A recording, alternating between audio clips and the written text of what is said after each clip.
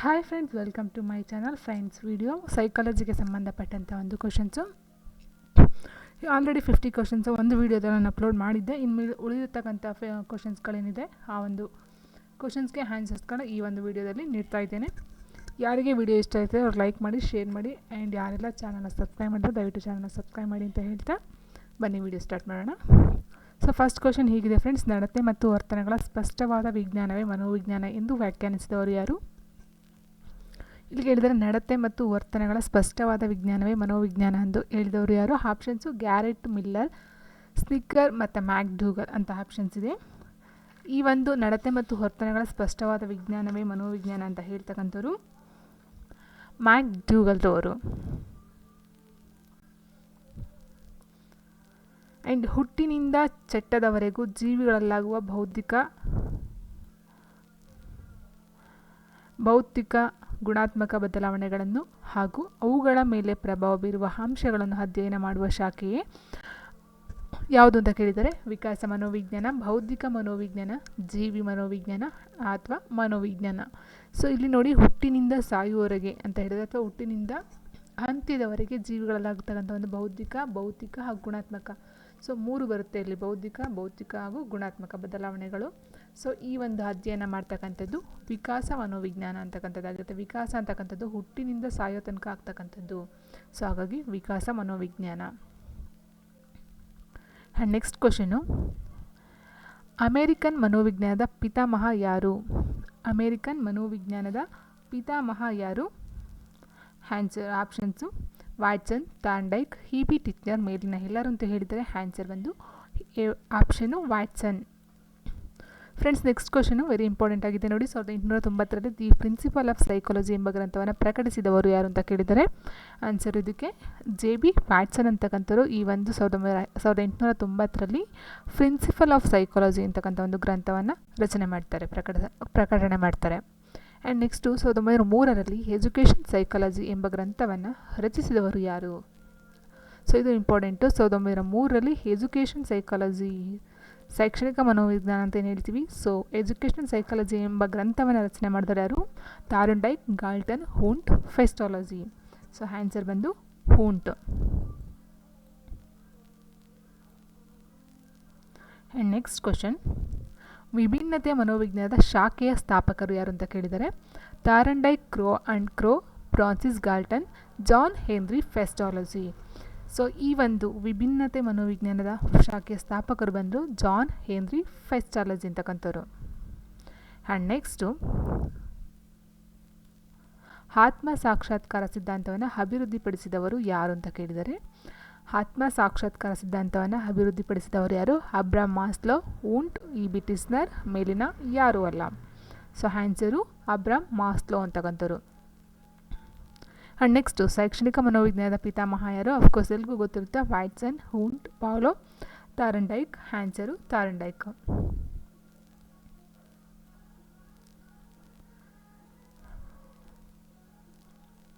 And next question: Sigmund ಫ್ರಾಯ್ಡ್ನ ವರ್ತನೆಯ ಮುಖಗಳು ಯಾವುದು ಅಂತ ಕೇಳಿದರೆ ಜಾಗೃತಾವಸ್ಥೆ, ಅರೆಜಾಗೃತಾವಸ್ಥೆ, ಅಜಾಗೃತಾವಸ್ಥೆ, ಮೇಲಿನ ಎಲ್ಲವೂ ಹೌದು ಅಂತ ಹೇಳಿದರೆ ಸಿಗ್ಮಂಡ್ ಫ್ರಾಯ್ಡ್ನ ವರ್ತನೆಗಳ ಮುಖಗಳು ಬಂದು ಜಾಗೃತಾವಸ್ಥೆ, ಅರೆಜಾಗೃತಾವಸ್ಥೆ, ಅಜಾಗೃತಾವಸ್ಥೆ 3 ಬರುತ್ತೆ. ಹಾಗಾಗಿ ಆಪ್ಷನ್ ಡಿ ಮೇಲಿನ ಎಲ್ಲವೂ ಹೌದು ಅಂತಕ್ಕಂಥದ್ದು ಆನ್ಸರ್ ಆಗಿರುತ್ತೆ. ಆ್ಯಂಡ್ ನೆಕ್ಸ್ಟ್ ಕ್ವಶನ್: ವಾಟ್ಸನ್ ರವರು ಹೇಳುವಂತೆ ಮನೋವಿಜ್ಞಾನವು ಈ ಕೆಳಗಿನದರ ಅಧ್ಯಯನವಾಗಿದೆ ಅಂತ ಹೇಳಿದರೆ ಮನಸ್ಸು, ಆತ್ಮ, ವರ್ತನೆ, ಪ್ರಜ್ಞು ಅವಸ್ಥೆ. ಸೊ ವಾಟ್ಸನ್ ಅವರು ಹೇಳ್ತಕ್ಕಂಥದ್ದು ಮನೋವಿಜ್ಞಾನ ವರ್ತನೆ ವಿಜ್ಞಾನ ಅಂತ ಹೇಳ್ತಾ ಹೋಗ್ತಾರೆ. ಸೊ ನೆಕ್ಸ್ಟ್ ಮನೋವಿಜ್ಞಾನವನ್ನು ಹೀಗೂ ಕರೆಯುತ್ತಿದ್ದರು ಅಂತ ಹೇಳ್ತಿದ್ದಾರೆ ಪ್ರಜ್ಞುವರ್ತನಾಶಾಸ್ತ್ರ, ಆತ್ಮಶಾಸ್ತ್ರ, ಮನಸ್ಸಿನ ಶಾಸ್ತ್ರ, ಮೇಲಿನ ಎಲ್ಲವೂ. ಹೌದು, ಮನೋವಿಜ್ಞಾನ ಹೀಗೂ ಕರೆಯುತ್ತಿದ್ದರು, ಈಗ ಕರೆಯುತ್ತಿದ್ದಾರೆ ಅಂತ ಅಲ್ಲ, ಕರೆಯುತ್ತಿದ್ದರು ಅಂತ ಹೇಳಿದ್ದಾರೆ. ಸೊ ಹಾಗಾಗಿ ಆನ್ಸರು ಫಸ್ಟು ಆತ್ಮ ಹೇಳ್ತಾರೆ, ಆಮೇಲೆ ವರ್ತನೆ, ಫಸ್ಟು ಆತ್ಮ ಹೇಳ್ತಾರೆ, ಆಮೇಲೆ ಮನಸ್ಸಿನ ಶಾಸ್ತ್ರ ಹೇಳ್ತಾರೆ, ಆಮೇಲೆ ವರ್ತನೆ ಶಾಸ್ತ್ರ ಹೇಳ್ತಾರೆ. ಹಾಗಾಗಿ ಆನ್ಸರು ಮೇಲಿನ ಎಲ್ಲವೂ ಸಹ ಆಗುತ್ತೆ. ಸೊ 3 ಸಹ ಹೇಳ್ತಾ ಬರ್ತಾರೆ. ಫೈನಲ್ ಆಗಿ ಇದು ವರ್ತನೆ ಅಂತ ಫೈನಲೈಸ್ ಆಗುತ್ತೆ. ಬಟ್ ಸ್ಟಾರ್ಟಿಂಗ್ ಹೇಳೋದು ಆತ್ಮ, ಮನಸ್ಸು, ವರ್ತನಶಾಸ್ತ್ರ 3 ಸಹ ಹೇಳ್ತಾ ಬರ್ತಾರೆ. ಮನಸ್ಸು ಮತ್ತು ದೇಹಗಳ ನಡುವಿನ ಕುರಿತು ವಿವರಿಸಿದ ತತ್ವಜ್ಞಾನಿ ಯಾರು ಅಂತ ಕೇಳಿದರೆ Rene Descartes, Plato, Woodson, Wundt. So answer option A, Rene Descartes ಅವರು ಈ ಒಂದು ಮನಸ್ಸು ಮತ್ತು ದೇಹಗಳ ನಡುವಿನ ಕುರಿತಂತ ವಿವರಿಸ್ತಕ್ಕಂಥ ತತ್ವಜ್ಞಾನಿ ಆಗ್ತಾರೆ. ಬೋಧನೆ ಕಲಿಕೆ ಪ್ರಕ್ರಿಯೆ ತಿಳಿಸುವ ಮನಃಶಾಸ್ತ್ರದ ಶಾಖೆ ಯಾವುದು ಅಂತ ಕೇಳಿದರೆ, ಬೋಧನಾ ಕಲಿಕಾ ಪ್ರಕ್ರಿಯೆಯನ್ನು ತಿಳಿಸ್ತಕ್ಕಂಥ ಮನಃಶಾಸ್ತ್ರ, ಕಲಿಕೆ ಮನಃಶಾಸ್ತ್ರ, ಬೋಧನಾಶಾಸ್ತ್ರ, ಶೈಕ್ಷಣಿಕ ಮನಃಶಾಸ್ತ್ರ, ತರಗತಿ ಮನಃಶಾಸ್ತ್ರ. ಅಫ್ಕೋರ್ಸ್ ಎಲ್ರಿಗೂ ಗೊತ್ತಿರುತ್ತೆ, ಬೋಧನೆ ಕಲಿಕೆಗೆ ಸಂಬಂಧಪಟ್ಟಂಥ ಶಾಸ್ತ್ರ ಬಂದು ಶೈಕ್ಷಣಿಕ ಮನಃಶಾಸ್ತ್ರ. ಇಲ್ಲಿ ಕಲಿಕೆ ಆಗಿರ್ಬೋದು, ಬೋಧನಾಶಾಸ್ತ್ರ, ತರಗತಿ ಮನಃಶಾಸ್ತ್ರ ಅಂತ ಯಾವುದೇ ಒಂದು ಮನಃಶಾಸ್ತ್ರ ಇಲ್ಲ, ಇರ್ತಕ್ಕಂಥದ್ದು ಶೈಕ್ಷಣಿಕ ಮನಃಶಾಸ್ತ್ರ ಓನ್ಲಿ ಒಂದು. ಸೊ ಪ್ರಾಣಿ ಮನೋವಿಜ್ಞಾನದ ಇನ್ನೊಂದು ಹೆಸರೇನು ಅಂತ ಕೇಳಿದರೆ ತೌಲನಿಕ ಮನೋವಿಜ್ಞಾನ. ಜೀವ ವಿಜ್ಞಾನ ಎ ಮತ್ತು ಬಿ ಎರಡು ಸರಿ, ಎ ಮತ್ತು ಬಿ ಎರಡು ತಪ್ಪು ಅಂತ ಹೇಳಿದರೆ ಆನ್ಸರು ಈ ಪ್ರಾಣಿ ಮನೋವಿಜ್ಞಾನದ ಇನ್ನೊಂದು ಹೆಸರನ್ನು ನಾವು ತೌಲನಿಕ ಮನೋವಿಜ್ಞಾನ ಅಂತ ಸಹ ಕರಿತೀವಿ. ತೌಲನಿಕ ಮನೋವಿಜ್ಞಾನವನ್ನು ಪ್ರಾಣಿ ಮನೋವಿಜ್ಞಾನ ಎರಡೂ ಒಂದೇನೆ. ಆ್ಯಂಡ್ ನೆಕ್ಸ್ಟ್ ಕ್ವಶನು, ಗೆಸ್ಟಾಲ್ಟ್ನ ವಿಧಾನ ಇದಾಗಿದೆ ಅಂತ ಹೇಳಿದರೆ ಅಂತರಾವಲೋಕನ, ವರ್ತನೆ, ವೀಕ್ಷಣೆ, ಎ ಮತ್ತು ಬಿ ವ್ಯಕ್ತಿಗತ ಅಧ್ಯಯನ ಅಂತ ಹೇಳಿದರೆ ಆನ್ಸರು ವರ್ತನೆಯ ವೀಕ್ಷಣೆಯನ್ನು ಮಾಡ್ತಕ್ಕಂಥದ್ದು ಗೆಸ್ಟಾಲ್ಟ್ನ ವಿಧಾನವಾಗಿರುತ್ತೆ. ಆ್ಯಂಡ್ ನೆಕ್ಸ್ಟು ಎಳೆಯ ಮಕ್ಕಳ ಕಲಿಕೆ ಪ್ರಕ್ರಿಯೆಯಲ್ಲಿ ಪೋಷಕರ ಪಾತ್ರ ಸಕಾರಾತ್ಮಕ, ಪೂರ್ವ ನಿಯಾಮಕ, ಅನುಕಂಪನಾತ್ಮಕ, ತಟಸ್ಥ ಅಂತ ಹೇಳಿದ್ದಾರೆ. ಸೊ ಆಲ್ಮೋಸ್ಟ್ ಅಲ್ಲಿ ಎಲ್ರಿಗೂ ಅಷ್ಟೇ, ಎಳೆ ಮಕ್ಕಳೆಲ್ಲ ಎಲ್ಲರಿಗೂ ಯಾವುದೇ ಒಂದು ಪರಿಸ್ಥಿತಿಲಿ ಹೋದಾಗಲೂ ನಾವು ಮಾಡ್ತಕ್ಕಂಥದ್ದು ಫಸ್ಟ್ ಕೆಲಸನೇ ಸಕಾರಾತ್ಮಕನೇ ಆಗಿರುತ್ತೆ. ಸೊ ಹಾಗಾಗಿ ಇದಕ್ಕೂ ಸಹ ಪೋಷಕರ ಪಾತ್ರ ಬಂದು ಸಕಾರಾತ್ಮಕ. ತರಗತಿಯಲ್ಲಿ ಶಿಕ್ಷಕ ಏನಾಗಿರಬೇಕು? ನೇತಾರ, ಸರ್ವಾಧಿಕಾರಿ, ಜನ್ಮದಾತ, ಸೌಕರ್ಯ ಒದಗಿಸುವಾತ ಅಂತ ಹೇಳಿದರೆ ಸೊ ಇಲ್ಲಿ ಸರ್ವಾಧಿಕಾರಿ, ಜನ್ಮದಾತ ಎರಡೂ ಬರೋದಿಲ್ಲ, ನೇತಾರ, ಸೌಕರ್ಯ ಒದಗಿಸುವಾತ ಅಂತ ಆಪ್ಷನ್ ನಾವು ತೊಗೊಂಡಾಗ ಇವೆರಡರಲ್ಲಿ ಮೇಯ್ನಾಗಿ ನಮಗೆ ಗೊತ್ತಾಗಂಥದ್ದು ನೇತಾರ ಅಥವಾ ನಾಯಕರಾಗಿ ಈ ಒಂದು ಶಿಕ್ಷಕರು ತರಗತಿಯಲ್ಲಿ ಕೆಲಸವನ್ನು ಮಾಡಬೇಕಾಗುತ್ತೆ. ಆ್ಯಂಡ್ ನೆಕ್ಸ್ಟು,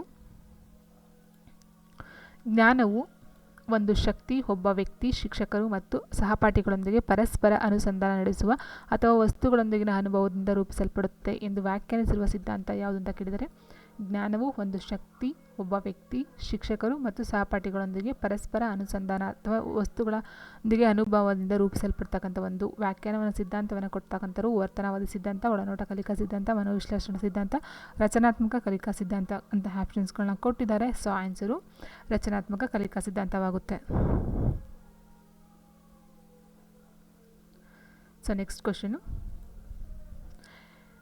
ಬಹುವಿಧ ನ್ಯೂನತೆ ಹೊಂದಿದ್ದು ಬಹಳ ಪ್ರಯಾಸದಿಂದ ಹಾಗೂ ಛಲದಿಂದ ಶಿಕ್ಷಣವನ್ನು ಪಡೆದು ಸಾಧನೆಗೈದ ಅಮೆರಿಕನ್ ಮಹಿಳೆ ಯಾರು ಅಂತ ಕೇಳಿದರೆ Helen Keller, madam Curie, Catherine Herschel, madam Cama ಅಂತಕ್ಕಂಥ ಆಪ್ಷನ್ಸ್ ಇದೆ. ಸೊ ಈ ಒಂದು ಬಹುವಿಧ ನ್ಯೂನತೆಯನ್ನು ಹೊಂದಿರತಕ್ಕಂಥ ಒಬ್ಬ ಶಿಕ್ಷಣವನ್ನು ಪಡ್ತಕ್ಕಂಥ ಸಾಧನೆಗೈದ ಅಮೆರಿಕನ್ ಮಹಿಳೆ ಬಂದರೆ ಹೆಲೆನ್ ಕೆಲ್ಲರ್ ಅಂತಕ್ಕಂಥವ್ರು.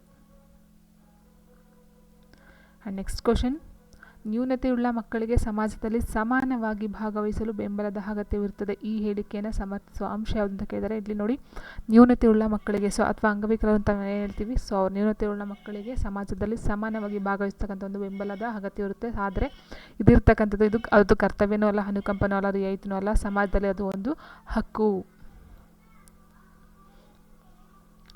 NCF 2005 ಹೆಚ್ಚು ಒತ್ತು ನೀಡುವುದು ಈ ನೆಲೆಗಟ್ಟಿನ ಬದಲಾವಣೆಯ ಬಗ್ಗೆ ಅಂತ ಹೇಳಿದರೆ ಜ್ಞಾನಾತ್ಮಕವಾದದಿಂದ ವರ್ತನವಾದದತ್ತ, ವರ್ತನವಾದದಿಂದ ಜ್ಞಾನಾತ್ಮಕವಾದದತ್ತ, ವರ್ತನವಾದದಿಂದ ರಚನಾವಾದದತ್ತ, ರಚನಾವಾದದಿಂದ ಜ್ಞಾನಾತ್ಮಕ ವಾದದತ್ತ ಅಂತ ಹೇಳಿದರೆ ಈ ಒಂದು NCF 2005 ಹೆಚ್ಚು ಒತ್ತು ಕೊಡ್ತಕ್ಕಂಥದ್ದು ವರ್ತನೆಯಿಂದ ರಚನಾವಾದದತ್ತ. ಆ್ಯಂಡ್ ನೆಕ್ಸ್ಟ್ ಕ್ವಶನ್, RTE ಅನ್ವಯ ಪ್ರತಿ ಶಿಕ್ಷಕರು ವಾರಕ್ಕೆ ಕನಿಷ್ಠ ಎಷ್ಟು ಗಂಟೆಗಳ ಕೆಲಸ ಪೂರೈಸಬೇಕೆಂದು ನಿಗದಿಪಡಿಸಿದ ಅವಧಿ ಅಂತ ಹೇಳಿದರೆ 40, 45, 48, 50. ಸೊ ಆನ್ಸರು 45 ಗಂಟೆಗಳು. ಆಯ್ಕೆ ಸಿದ್ಧಾಂತ ಮತ್ತು ವರ್ತನೆ ಮಾರ್ಪಡಿಸುವಿಕೆ ಸಿದ್ಧಾಂತಗಳು ಡ್ಯಾಶ್ ಅಡಿಯಲ್ಲಿ ಕಂಡುಬರುತ್ತವೆ. ಆಯ್ಕೆ ಸಿದ್ಧಾಂತ ಮತ್ತು ವರ್ತನೆ ಮಾರ್ಪಡಿಸುವಿಕೆ ಸಿದ್ಧಾಂತಗಳು ಯಾವ ಅಡಿಯಲ್ಲಿ ಕಂಡುಬರುತ್ತೆ ಅಂತ ಹೇಳಿದರೆ ಜ್ಞಾನಾತ್ಮಕ ಸಿದ್ಧಾಂತ, ತರಗತಿ ನಿರ್ವಹಣಾ ಸಿದ್ಧಾಂತ, ಒಳನೋಟ ಕಲಿಕಾ ಸಿದ್ಧಾಂತ, ಸ್ವಕಲಿಕಾ ಸಿದ್ಧಾಂತ. ಸೊ ಆನ್ಸರು ತರಗತಿ ನಿರ್ವಹಣಾ ಸಿದ್ಧಾಂತದಲ್ಲಿ ಬರ್ತಕ್ಕಂಥದ್ದು. ಆ್ಯಂಡ್ ನೆಕ್ಸ್ಟು ಒಳಹೊಕ್ಕು ನೋಡುವ ವಿಧಾನ ಯಾವುದು ಅಂತ ಕೇಳಿದರೆ ಅಂತರಾವಲೋಕನ, ವೀಕ್ಷಣೆ, ವ್ಯಕ್ತಿ ಅಧ್ಯಯನ, ಪ್ರಾಯೋಗಿಕ ವಿಧಾನ. ಸೊ ಆನ್ಸರು ಒಳಹೊಕ್ಕು ನೋಡ್ತಕ್ಕಂಥದ್ದು ಅಂತರಾವಲೋಕನ ಪದ್ಧತಿ. ತನ್ನ ಮಗುವು ಶಾಲೆಯಲ್ಲಿ ನೋವಾಗುವುದನ್ನು ಮೊದಲೇ ಭಾವಿಸುತ್ತಾಳೆ. ಇಂತಹ ಮನೋವಿಜ್ಞಾನದ ಶಾಖೆ ಯಾವುದು ಅಂತ ಕೇಳಿದರೆ ನೋಡಿ, ಅತೀಂದ್ರಿಯ ಮನೋವಿಜ್ಞಾನ, ಜ್ಯೋತಿಷ್ಯ ಮನೋವಿಜ್ಞಾನ, ವಿವೇಚನ ಮನೋವಿಜ್ಞಾನ, ವಾತ್ಸಲ್ಯ ಮನೋವಿಜ್ಞಾನ. ಸೊ ನೋಡಿ, ಇಲ್ಲಿ ತಾಯಿ ಮಕ್ಕಳ ಬಗ್ಗೆ ಯೋಚನೆ ಮಾಡೋದ್ರೆ ಇಲ್ಲಿ ಜ್ಯೋತಿಷ್ಯ ಬರೋದಿಲ್ಲ, ವಿವೇಚನೆಯೂ ಸಹ ಬರೋದಿಲ್ಲ. ಹಾಗಾದರೆ ಅತೀಂದ್ರಿಯ, ಇಂದ್ರಿಯಗೆ ಸಂಬಂಧಪಟ್ಟಂಥದ್ದು, ಅವರ ಒಂದು ಇಂದ್ರಿಯಗೆ ಸಂಬಂಧಪಟ್ಟಂಥ ಒಂದು ಮನೋವಿಜ್ಞಾನ ಆಗಿರುತ್ತೆ. ನೆಕ್ಸ್ಟು ಮಗುವಿನ ವರ್ತನೆ ತಿದ್ದಲು ಶಿಕ್ಷಕರು ಈ ಕೆಳಗಿನ ಯಾವ ಕಾರ್ಯಕ್ರಮ ಅಳವಡಿಸಿಕೊಳ್ಳುವುದು ಸೂಕ್ತ ಅಂತ ಕೇಳಿದರೆ, ಶಿಕ್ಷೆಯನ್ನು ನೀಡ್ತಕ್ಕಂಥದ್ದು ದ್ವೇಷಿಸುವುದು, ಮನವರಿಕೆ ಮಾಡುವುದು, ಬಹಿಷ್ಕಾರ ಹಾಕುವುದು. ಸೊ ಆಲ್ಮೋಸ್ಟ್ ಇವೆಲ್ಲ ನೆಗೆಟಿವ್ ಥಾಟ್ಸ್ಗಳು. ಸೊ ಹಾಗಾಗಿ 3 ಬರೋದಿಲ್ಲ. ಆನ್ಸರು ಮನವರಿಕೆ ಮಾಡ್ತಕ್ಕಂಥದ್ದು ಆಗಿರುತ್ತೆ. ಈ ಕೆಳಗಿನ ಯಾವುದು ಸರಿಯಾದ ಹೊಂದಾಣಿಕೆ ಆಗಿಲ್ಲ ಅಂತ ಕೇಳಿದರೆ, ರಚನಾ ಪಂಥ, ವರ್ತನಾ ಪಂಥ, ಜ್ಞಾನಾತ್ಮಕವಾದ ಸಂಬಂಧವಾದ ಅಂತ ಕೊಟ್ಟಿದ್ದಾರೆ. ರಚನಾ ಪಂಥ ಬಂದು ವಿಲ್ ಹೆಲ್ಮ್ ಹುಂಡ್ ಅಂತ ಹೇಳಿದರೆ, ವರ್ತನಾ ಪಂಥ ವ್ಯಾಟ್ಸನ್ ಅಂತ ಹೇಳಿದರೆ, ಜ್ಞಾನಾತ್ಮಕ ಬಂದು ನೆಸರ್ ಅಂತ ಹೇಳಿದರೆ, ಸಂಬಂಧವಾದ ಬಂದು BF ಸ್ಕಿನ್ನರ್ ಅಂತ ಕೊಟ್ಟಿದ್ದಾರೆ. ಸೊ ಇಲ್ಲಿ ಯಾವುದು ಸರಿಯಾದ ಹೊಂದಾಣಿಕೆ ಅಲ್ಲ ಅಂತ ಹೇಳಿದಾಗ ಸಂಬಂಧವಾದ BF ಸ್ಕಿನ್ನರ್.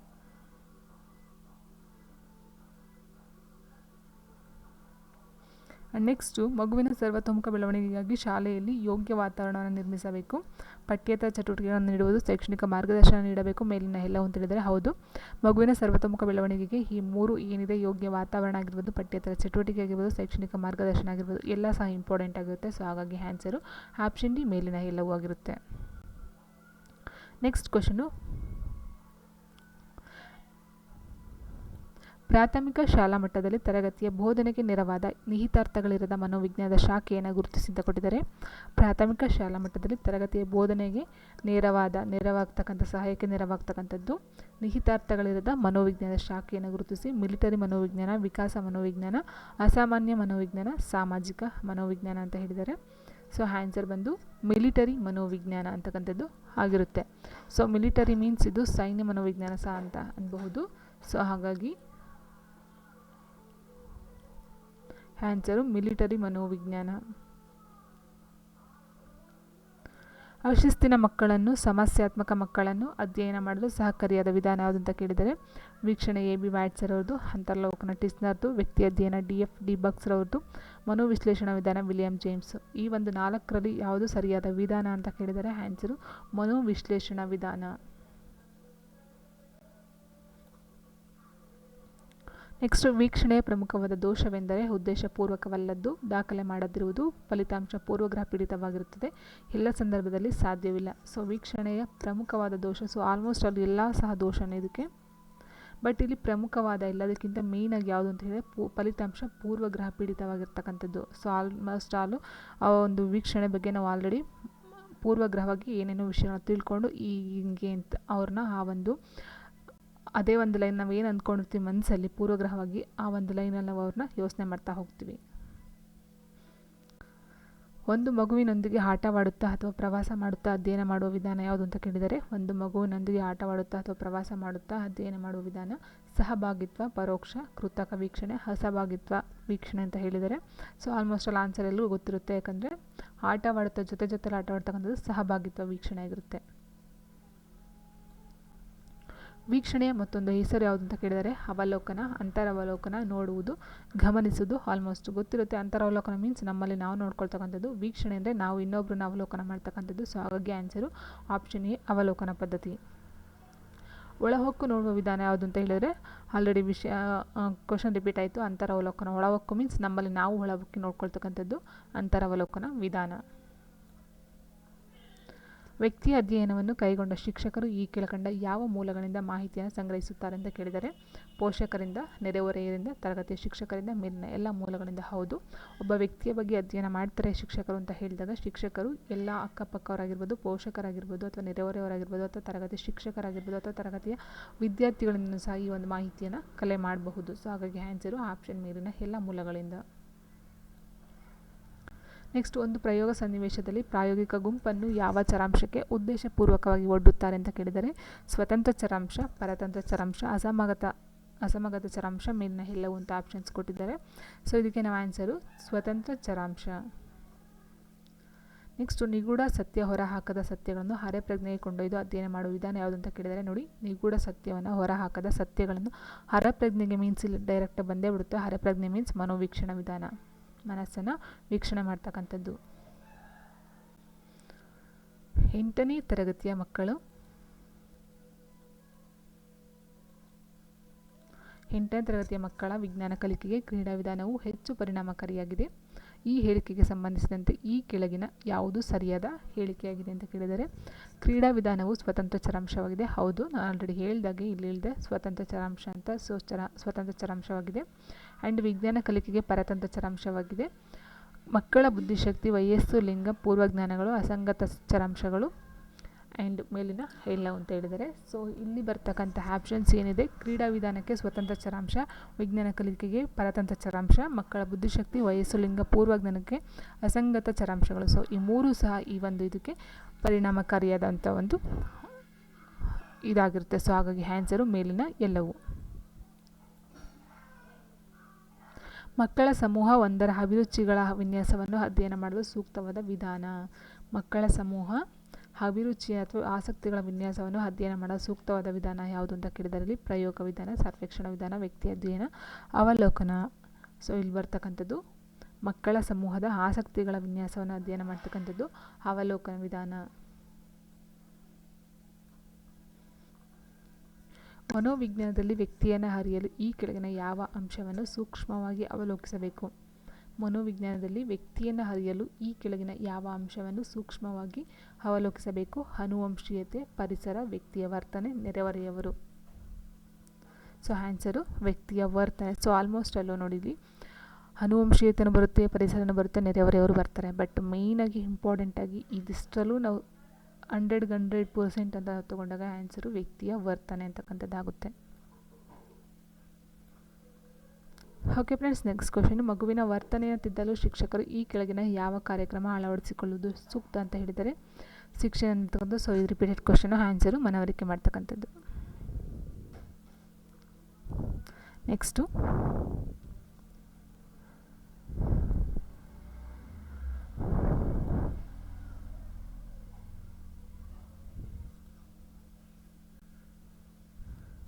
ಮೊದಲು ಕಲಿತ ವಿಷಯಗಳ ಬಗ್ಗೆ ಪುನರವಲೋಕನ ಮಾಡಲು, ಪುನಃ ಸ್ಮರಿಸಲು ಕಲಿಕರಿಗೆ ಸಹಾಯ ಮಾಡಬೇಕು, ಏಕೆಂದರೆ ಇದು ಕಲಿಕಾಕಾರರ ಸ್ಮೃತಿಯನ್ನು ಹೆಚ್ಚಿಸಿ ಕಲಿಕೆಯನ್ನು ವೃದ್ಧಿಸುತ್ತದೆ. ಹೊಸ ಮಾಹಿತಿಯನ್ನು ಹಳೆಯ ಜ್ಞಾನದೊಂದಿಗೆ ಸಹ ಸಂಬಂಧೀಕರಿಸುವುದು ಕಲಿಕೆಯನ್ನು ಹೆಚ್ಚಿಸುತ್ತದೆ. ಇದು ತರಗತಿ ಬೋಧನೆಗೆ ಸೂಕ್ತ ಆರಂಭ ಒದಗಿಸುವುದು. ಇದು ಹಳೆಯ ಪಾಠಗಳನ್ನು ಉಚ್ಚಾರಣೆ ಮಾಡುವ ಪರಿಣಾಮಕಾರಿ ವಿಧಾನವಾಗಿದೆ ಅಂತ ಆಪ್ಷನ್ಸು. ಸೊ ನೋಡಿ, ಇಲ್ಲಿ ಆಲ್ಮೋಸ್ಟ್ ಆಲ್ ಆನ್ಸರು ಎಲ್ಲ ಕರೆಕ್ಟೇ ಇದೆ. ಈ TET CET ಮನೋವಿಜ್ಞಾನದ ಬಗ್ಗೆ ಕೊಡ್ತಕ್ಕಂಥ ಕ್ವಶನ್ಸ್ಗಳೇ ಇದು. ಆ್ಯಂಡ್ ಬೋಧನಾಶಾಸ್ತ್ರ ಅಂತ ಬರುತ್ತೆ, ಅದು ಸಹ ಸೇಮ್ ಇದೇ ಥರ ಆಲ್ಮೋಸ್ಟ್ 4 ಆನ್ಸರ್ಸ್ ಕರೆಕ್ಟ್ ಇರುತ್ತೆ. ಆದರೆ ಮೇನ್ 100% ಯಾವುದು ಅದನ್ನು ಮಾತ್ರ ನಾವು ಚೂಸ್ ಮಾಡಬೇಕಾಗುತ್ತೆ. ನೋಡಿ, ಇಲ್ಲಿ ಮೊದಲು ಕಲಿತ ವಿಷಯಗಳ ಬಗ್ಗೆ ಪುನರಾವಲೋಕನ ಮಾಡಲು, ಪುನಃ ಸ್ಮರಿಸಲು ಕಲಿಕಾಕಾರರಿಗೆ ಸಹಾಯ ಮಾಡಬೇಕು. ಯಾಕೆಂದರೆ ಅಂತ ಕೇಳಿದರೆ ಇದು ಕಲಿಕಾಕಾರನ ಸ್ಮೃತಿಯನ್ನು ಹೆಚ್ಚಿಸಿ ಕಲಿಕೆಯನ್ನು ವೃದ್ಧಿಸುತ್ತದೆ. ಇದು ರೈಟ್ ಆಗುತ್ತೆ. ಆ್ಯಂಡ್ ಹೊಸ ಮಾಹಿತಿಯನ್ನು ಹಳೆಯ ಜ್ಞಾನದೊಂದಿಗೆ ಸಹ ಸಂಬಂಧೀಕರಿಸುವುದು ಕಲಿಕೆಯನ್ನು ಹೆಚ್ಚಿಸುತ್ತೆ. ಇದು ಆಗುತ್ತೆ. ಇದು ತರಗತಿಯ ಬೋಧನೆಗೆ ಸೂಕ್ತ ಆರಂಭವನ್ನು ಒದಗಿಸುತ್ತೆ. ಹೌದು. ಇದು ಹಳೆ ಪಾಠಗಳನ್ನು ಉಚ್ಚಾರಣೆ ಮಾಡುವ ಪರಿಣಾಮಕಾರಿ ವಿಧಾನವಾಗಿದೆ. ಬಟ್ ಇದು ಸ್ವಲ್ಪ ಓಕೆ ಅಂತಂದ್ರೂ ಈ 3ರಲ್ಲಿ ಆನ್ಸರ್ ಆಗುತ್ತೆ. ಅದರಲ್ಲೂ ಇದು ಇಲ್ಲ ಅಂತಂದ್ರೂ ಇವೆರಡರಲ್ಲಿ ಕರೆಕ್ಟ್ ಇದೆ ಅಂತ ಎಕ್ಸಾಕ್ಟಾಗಿ ಸ್ವಲ್ಪ ಕನ್ಫ್ಯೂಷನ್ ಆಗುತ್ತೆ. ಆದರೆ ಆನ್ಸರು ಹೊಸ ಮಾಹಿತಿಯನ್ನು ಹಳೆಯ ಜ್ಞಾನದೊಂದಿಗೆ ಸಹ ಸಂಬಂಧೀಕರಿಸುವುದು ಕಲಿಕೆಯನ್ನು ಹೆಚ್ಚಿಸುತ್ತದೆ ಅಂತಕ್ಕಂಥದ್ದು ಆನ್ಸರ್ ಆಗಿರುತ್ತೆ. ಸೊ ಹಳೆಯ ವಿಷಯನ ಹೊಸ ವಿಷಯ ಜೊತೆಗೆ ಪುನಃ ಸ್ಮರಣೆ ಮಾಡ್ತಕ್ಕಂಥ ಕಾರಣ ಏನಂತಂದರೆ ಹೊಸ ಮಾಹಿತಿಯನ್ನು ಹಳೆಯ ಜ್ಞಾನದೊಂದಿಗೆ ಸಹ ಸಂಬಂಧೀಕರಿಸ್ತಕ್ಕಂಥದ್ದು ಕಲಿಕೆಯನ್ನು ಹೆಚ್ಚಿಸ್ತಕ್ಕಂಥದ್ದಾಗುತ್ತೆ ಅನ್ನೋದು ಒಂದು ರೀಸನಬಲ್. ಓಕೆ ಫ್ರೆಂಡ್ಸ್, ನೆಕ್ಸ್ಟ್ ಕ್ವೆಶ್ಚನ್ಗೆ ಹೋಗೋಣ.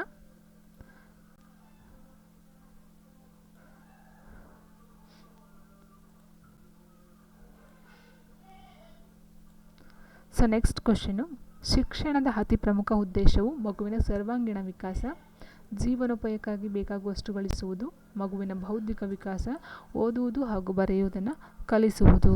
ಸೊ ನೋಡಿ, ಇಲ್ಲಿ 4 ಪಾಸಿಟಿವೇನೆ. ಜೀವನೋಪಾಯಕ್ಕೆ ಬೇಕಾಗುವಷ್ಟು ಗಳಿಸುವುದು, ಮಗುವಿನ ಬೌದ್ಧಿಕ ವಿಕಾಸ, ಓದುವುದು ಹಾಗೂ ಬರೆಯುವುದನ್ನು ಕಲಿಸುವುದು ಎಲ್ಲ ಓಕೆ. ಬಟ್ ಇಲ್ಲಿ ಮೇಯ್ನಾಗಿ ಬರ್ತಕ್ಕಂಥದ್ದು ಮಗುವಿನ ಸರ್ವಾಂಗೀಣ ವಿಕಾಸ. ಇದು ಶಿಕ್ಷಣದ ಪ್ರಮುಖ ಉದ್ದೇಶವಾಗಿರುತ್ತೆ. ಆ್ಯಂಡ್ ನೆಕ್ಸ್ಟು, ಪ್ರಸ್ತುತ ಮನೋವಿಜ್ಞಾನ ಎಂಬುದರ ಅರ್ಥ ಏನಂತ ಕೇಳಿದರೆ ಅಫ್ಕೋರ್ಸ್ ಈಗ ಮನೋವಿಜ್ಞಾನ ಅಂತ ಹೇಳಿದರೆ ಪ್ರಜ್ಞಾನುಭವ, ಆತ್ಮದ ಅಧ್ಯಯನ, ಮನಸ್ಸಿನ ಅಧ್ಯಯನ ಅಂತ ಹೇಳೋದಕ್ಕಾಗೋದಿಲ್ಲ. ಫೈನಲ್ ಆಗಿ ನಮಗೆ ಕೊಟ್ಟಿರ್ತಕ್ಕಂಥ ಒಂದು ವ್ಯಾಖ್ಯಾನ ಅಂದರೆ ಅದು ವರ್ತನೆಯ ಅಧ್ಯಯನ ಅಂತ. ಪ್ರಜ್ಞಾ ಪ್ರವಾಹವನ್ನು ಅಧ್ಯಯನ ಮಾಡಲು ಸೂಕ್ತವಾದ ವಿಧಾನ ಯಾವುದು ಅಂತ ಕೇಳಿದರೆ ಪ್ರಾಯೋಗಿಕ, ಅವಲೋಕನ, ಅಂತರಾವಲೋಕನ, ವ್ಯಕ್ತಿ ಅಧ್ಯಯನ. ಸೊ ಆನ್ಸರ್ ಬಂದು ಪ್ರಜ್ಞಾ ಪ್ರವಾಹವನ್ನು ಅಧ್ಯಯನ ಮಾಡಲು ಸೂಕ್ತವಾದ ವಿಧಾನ ಅಂತ ಹೇಳಿದಾಗ ಸಿ ಆನ್ಸರ್, ಅಂತರಾವಲೋಕನ ಪದ್ಧತಿ. ಸೊ ನಮ್ಮಲ್ಲಿ ನಮ್ಗೆ ಒಳಗಡೆ ಹೊಕ್ಕು ನೋಡ್ತಕ್ಕಂಥದ್ದು.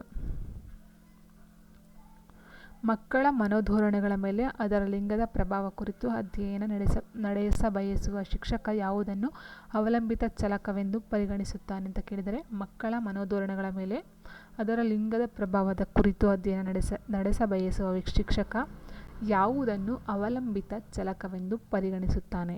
ಲಿಂಗ, ವಯಸ್ಸು, ಮಕ್ಕಳು, ಮನೋಧೋರಣೆ. ಸೊ ಆನ್ಸರು ಮಕ್ಕಳ ಮನೋಧೋರಣೆ ಅಂತ ಹೇಳಿದಾಗ ಮನೋಧೋರಣೆನೇ ಆನ್ಸರ್ ಆಗುತ್ತೆ. ಸೊ ಇವುಗಳಲ್ಲಿ ಯಾವ ಹೇಳಿಕೆಯು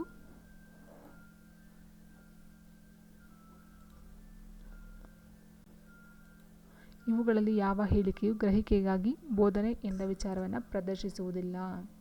ಇವುಗಳಲ್ಲಿ ಯಾವ ಹೇಳಿಕೆಯು ಗ್ರಹಿಕೆಗಾಗಿ ಬೋಧನೆ ಅಂತಕ್ಕಂಥ ಒಂದು ವಿಚಾರವನ್ನು ಪ್ರದರ್ಶಿಸುವುದಿಲ್ಲ ಅಂತ ಹೇಳಿದರೆ, ಸಂಘಟಿತವಲ್ಲದ ಘಟನೆ ಮತ್ತು ವಿಧಾನಗಳು ನೆನಪಿನಲ್ಲಿಡಲು ವಿದ್ಯಾರ್ಥಿಗಳನ್ನು ಶಕ್ತಗೊಳಿಸುವುದು, ವಿದ್ಯಾರ್ಥಿಗಳಿಗೆ ಒಂದು ಪರಿಕಲ್ಪನೆಯನ್ನು ಸ್ವಂತ ಪದಗಳಲ್ಲಿ ವಿವರಿಸಲು ತಿಳಿಸುವುದು, ಕಾನೂನು ಹೇಗೆ ಕಾರ್ಯನಿರ್ವಹಿಸುವುದು ಎಂಬ ದೃಷ್ಟಾಂತಕ್ಕೆ ಉದಾಹರಣೆ ಕೊಡುವುದನ್ನು ವಿದ್ಯಾರ್ಥಿಗಳಿಗೆ ಕಲಿಸುವುದು, ಸಾಮ್ಯತೆ ಮತ್ತು ವ್ಯತ್ಯಾಸಗಳನ್ನು ಗುರುತಿಸಿ ಸಮನ್ವಯತೆಗಳನ್ನು ಸೃಷ್ಟಿಸಲು ವಿದ್ಯಾರ್ಥಿಗಳಿಗೆ ಸಹಾಯ ಮಾಡುವುದು. ನೋಡಿ, ಇಲ್ಲಿ ಕೊಟ್ಟೋದೇನೆಂದರೆ ಗ್ರಹಿಕೆಗಾಗಿ ಬೋಧನೆ ಅಂದರೆ ಮಕ್ಕಳುಗಳು ಗ್ರಹಿಸ್ಕೊಂಡು ಅವರು ಗ್ರಹಿಸ್ಕೊಂಡಿರ್ತಕ್ಕಂಥದ್ದು ಎಷ್ಟು ಮಟ್ಟಿಗೆ ಅರ್ಥ ಮಾಡ್ಕೊಂಡಿದ್ದಾರೆ ಅಂತಕ್ಕಂಥದ್ದು ಇಲ್ಲಿ ಪ್ರದರ್ಶನ ಮಾಡೋದಿಲ್ಲ ಅಂತ ಹೇಳಿದರೆ, ಸಂಘಟಿತವಲ್ಲದ ಘಟನೆ ಮತ್ತು ವಿಧಾನಗಳು ನೆನಪಿನಲ್ಲಿಡಲು ವಿದ್ಯಾರ್ಥಿಗಳನ್ನು ಸಶಕ್ತಗೊಳಿಸುವುದು ಆನ್ಸರು. ಯಾಕೆ ಅಂತ ಹೇಳಿದಾಗ ಇದರಲ್ಲಿ ಅವರು ಅರ್ಥ ಮಾಡ್ಕೊಂಡಿದ್ದಾರೆ ಇಲ್ಲ ಅಂತಕ್ಕಂಥದ್ದು ಬರೋದಿಲ್ಲ. ವಿದ್ಯಾರ್ಥಿಗಳ ಒಂದು ಪರಿಕಲ್ಪನೆಯನ್ನು ಸ್ವಂತ ಪದಗಳಲ್ಲಿ ವಿವರಿಸಲು ತಿಳಿಸುವುದು ಅಂತ ಹೇಳಿದಾಗ ಅವರೇ ಓನಾಗಿ ಆ ಒಂದು ಉತ್ತರನ ಕೊಟ್ಟಾಗ ಅವರು ಅರ್ಥ ಮಾಡ್ಕೊಂಡಿದ್ದಾರೆ, ಗ್ರಹಿಕೆ ಆಗಿದೆ ಅಂತಕ್ಕಂಥದ್ದು ತಿಳಿದು ಬರುತ್ತೆ. ಆ್ಯಂಡು ಕಾನೂನು ಹೇಗೆ ನಿರ್ವಹಿಸುವುದು ಅಂತಕ್ಕಂಥದ್ದಕ್ಕೆ ಒಂದು ಉದಾಹರಣೆ ಕೊಟ್ಟು ನೆಕ್ಸ್ಟ್ ಅವರು ಉದಾಹರಣೆ ಕೊಡಿ ಅಂತ ಕೇಳೋದು ಸಹ ಅಲ್ಲಿ ಗ್ರಹಿಕೆ ಆಗುತ್ತೆ. ಆ್ಯಂಡ್ ಸಾಮ್ಯತೆ ಮತ್ತು ವ್ಯತ್ಯಾಸಗಳನ್ನು ಗುರುತಿಸಿ ಸಮನ್ವಯತೆಗಳನ್ನು ಸೃಷ್ಟಿಸಲು ವಿದ್ಯಾರ್ಥಿಗಳಿಗೆ ಸಹಾಯ ಮಾಡ್ತಕ್ಕಂಥದ್ದು. ಆ ಎರಡೂ ವ್ಯತ್ಯಾಸಗಳು ಸಾಮ್ಯತೆ ಏನಿದೆ ಅದನ್ನು ಮಕ್ಕಳ ಕೈಲಿ ಹೇಳಿಸ್ತಕ್ಕಂಥದ್ದು. ಸೊ ಇದು ಮಕ್ಕಳು ಅರ್ಥ ಮಾಡ್ಕೊಳೋರಿಲ್ಲ ಅಂತಕ್ಕಂಥದ್ದಕ್ಕೆ ನೀಟಾಗಿ ಅರ್ಥ ಆಗುತ್ತೆ. ಬಟ್ ಇಲ್ಲಿ ಸಂಘಟಿತವಲ್ಲದ ಘಟನೆ ಮತ್ತು ವಿಧಾನಗಳು ನೆನಪಿನಲ್ಲಿಡಲು ವಿದ್ಯಾರ್ಥಿಗಳನ್ನು ಸಶಕ್ತಗೊಳಿಸುವುದು, ಇದು ಗ್ರಹಿಕಾ ಬೋಧನೆಯ ಒಂದು ಪಾಯಿಂಟ್ ಆಗೋದಿಲ್ಲ. ಆ್ಯಂಡ್ ನೆಕ್ಸ್ಟು ಶಾಲೆಯ ಉನ್ನತೀಕರಣದಿಂದ ಶಿಕ್ಷಕರಲ್ಲಿ ಯಾವ ಗುಣ ಅಭಿವೃದ್ಧಿಯಾಗುವುದು? ಶಾಲೆಯ ಉನ್ನತೀಕರಣದಿಂದ ಶಿಕ್ಷಕರಲ್ಲಿ ಯಾವ ಗುಣ ಅಭಿವೃದ್ಧಿಯಾಗುವುದು? ಸ್ಮೃತಿ, ಸ್ಪರ್ಧಾತ್ಮಕತೆ, ಶಿಸ್ತು ಸ್ವಭಾವ, ಪ್ರಾಯೋಗಿಕ ಪ್ರವೃತ್ತಿ. ಸೊ ಇಲ್ಲಿ ಬಂದು ಶಾಲೆಯ ಉನ್ನತೀಕರಣದ ಶಿಕ್ಷಕರಲ್ಲಿ ಸ್ಪರ್ಧಾತ್ಮಕತೆ ಹೆಚ್ಚುತ್ತದೆ.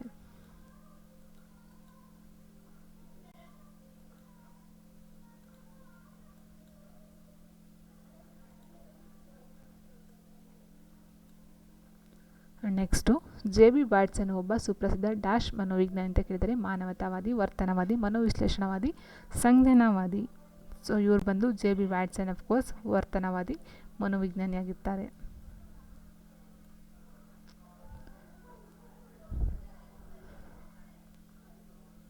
ಸೊ ನೆಕ್ಸ್ಟ್ ಕ್ವಶನು, ಮಾನಸಿಕ ಗಹನವಾದ ಅಭಿಪ್ರೇರಣಾತ್ಮಕ ಹಕ್ಕುಗಳ ಅಧ್ಯಯನಕ್ಕೆ ಮಹತ್ವ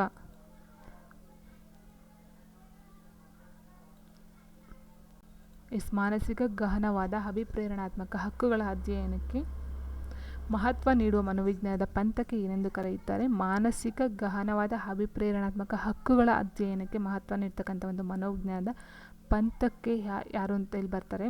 ಮಾನವತಾವಾದಿ, ವರ್ತನವಾದಿ, ಗೆಸ್ಟಾಲ್ಡ್, ಮನೋವಿಶ್ಲೇಷಣೆ ಅಂತ ಕೊಟ್ಟಿದ್ದಾರೆ. ಸೊ ಆನ್ಸರ್ ಬಂದು ಗೆಸ್ಟಾಲ್ಡ್.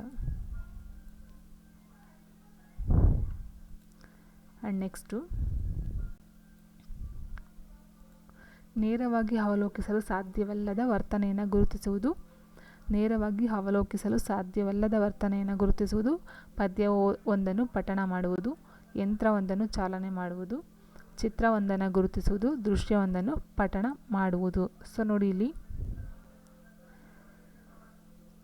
ನೇರವಾಗಿ ಅವಲೋಕಿಸಲು ಸಾಧ್ಯವಲ್ಲದ ವರ್ತನೆಯನ್ನು ಗುರುತಿಸೋದು ಹೇಗೆ ಅಂತ ಕೇಳಿದರೆ ಪದ್ಯವೊಂದನ್ನು ಪಠಣ ಮಾಡುವುದು. ಸೊ ಪದ್ಯನ ಪಠಣ ಮಾಡಿಸೋದು ಅದು ನೇರ ಆಯಿತು. ಯಂತ್ರವೊಂದನ್ನು ಚಾಲನೆ ಮಾಡ್ತಕ್ಕಂಥದ್ದು ಅದು ನೇರನೇ. ಚಿತ್ರವೊಂದನ್ನು ಗುರುತಿಸುವುದು, ದೃಶ್ಯವೊಂದನ್ನು ಪಠಣ ಮಾಡುವುದು. ಸೊ ದೃಶ್ಯನ ಯಾರು ಪಠಣ ಮಾಡೋದಿಲ್ಲ. ಆನ್ಸರು ಆಪ್ಷನ್ ಸಿ, ಚಿತ್ರವೊಂದನ್ನು ಗುರುತಿಸುವುದು.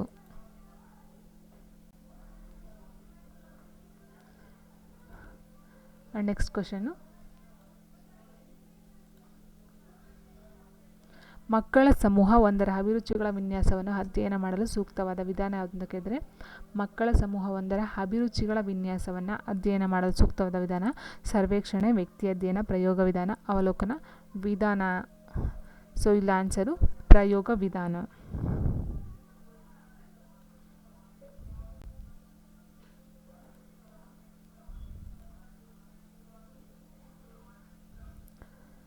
ಸೊ ಭಾರತೀಯ ಸಮಾಜದ ಬಹುಭಾಷಾ ಗುಣವನ್ನು ಏನೆಂದು ಗ್ರಹಿಸಬೇಕು? ಭಾರತೀಯ ಸಮಾಜದ ಬಹುಭಾಷಾ ಗುಣವನ್ನು ಏನೆಂದು ಗ್ರಹಿಸಬೇಕು? ಕಲಿಕಾಕಾರರಿಗೆ ಶಾಲಾ ಜೀವನವನ್ನು ಸಂಕೀರ್ಣಗೊಳಿಸುವ ಒಂದು ಕಾರಕ, ಬೋಧನಾ ಕಲಿಕಾ ಪ್ರಕ್ರಿಯೆಯಲ್ಲಿ ಒಂದು ಅಡೆತಡೆ, ಶಾಲಾ ಜೀವನವನ್ನು ಸಮೃದ್ಧಿಗೊಳಿಸುವ ಸಂಪನ್ಮೂಲ, ವಿದ್ಯಾರ್ಥಿಗಳನ್ನು ಕಲಿಯುವಂತೆ ಪ್ರೇರೇಪಿಸಲು ಶಿಕ್ಷಕರ ಸಾಮರ್ಥ್ಯಕ್ಕೆ ಒಂದು ಸವಾಲು. ಸೊ ಆನ್ಸರ್ ಏನಂತಂದ್ರೆ ಇಲ್ಲಿ ಭಾರತೀಯ ಸಮಾಜದ ಬಹುಭಾಷಾ ಗುಣವನ್ನು ಶಾಲಾ ಜೀವನವನ್ನು ಸಮೃದ್ಧಿಗೊಳಿಸುವ ಸಂಪನ್ಮೂಲ. ಆ್ಯಂಡ್ ನೆಕ್ಸ್ಟು ಕೇಂದ್ರ ಸರ್ಕಾರ ಆಯೋಜಿತ ಸಾಮರ್ಥ್ಯ ಮಕ್ಕಳಿಗೆ ಶೈಕ್ಷಣಿಕ ಅವಕಾಶಗಳನ್ನು ನೀಡುವ ಸಮನ್ವಯ ಶಿಕ್ಷಣ. ಸೊ ಈ ಒಂದು ಕೇಂದ್ರ ಸರ್ಕಾರ ಆಯೋಜಿಸ್ತಕ್ಕಂಥ ಸಮನ್ವಯ ಶಿಕ್ಷಣ ಅಂತ ಏನಿದೆ, ಸಾಮರ್ಥ್ಯ ಮಕ್ಕಳಿಗೆ ಅವಕಾಶಗಳನ್ನು ಕೊಡ್ತಕ್ಕಂಥದ್ದು. ಇದು ಮೇಯ್ನಾಗಿ ವಿಶೇಷ ಶಾಲೆಗಳಲ್ಲಿ, ಮುಕ್ತ ಶಾಲೆಗಳಲ್ಲಿ, ಔಪಚಾರಿಕ ಶಾಲೆಗಳಲ್ಲಿ, ಕುರುಡುತನ ಪರಿಹಾರ ಸಂಘಟನಾ ಶಾಲೆಗಳಲ್ಲಿ ಈ ಒಂದು ಸಮನ್ವಯ ಶಿಕ್ಷಣ ಅಂತ ಹೇಳಿದ್ದಾರೆ. ಸೊ ಆನ್ಸರ್ ಇದಕ್ಕೆ ಔಪಚಾರಿಕ ಶಾಲೆಗಳಲ್ಲಿ. ಸಮನ್ವಯ ಶಿಕ್ಷಣದಲ್ಲಿ ಶಿಕ್ಷಕರು ಯಾವ ಗುಣಲಕ್ಷಣವನ್ನು ಕನಿಷ್ಠ ಮಹತ್ವದ್ದಾಗಿದೆ? ವಿದ್ಯಾರ್ಥಿ ಸಮರ್ಥನೆಗಳ ಕುರಿತ ಜ್ಞಾನ, ಶಿಕ್ಷಕರ ಸಮಾಜ ಆರ್ಥಿಕ ಸ್ಥಿತಿಗತಿ, ಮಕ್ಕಳಿಗಾಗಿ ಇರುವ ಸಂವೇದನಾಶೀಲತೆ, ವಿದ್ಯಾರ್ಥಿಗಳಿಗಾಗಿ ಸಹನೆ ಮತ್ತು ವಾತ್ಸಲ್ಯ ಅಂತ ಹೇಳಿದರೆ ಆನ್ಸರು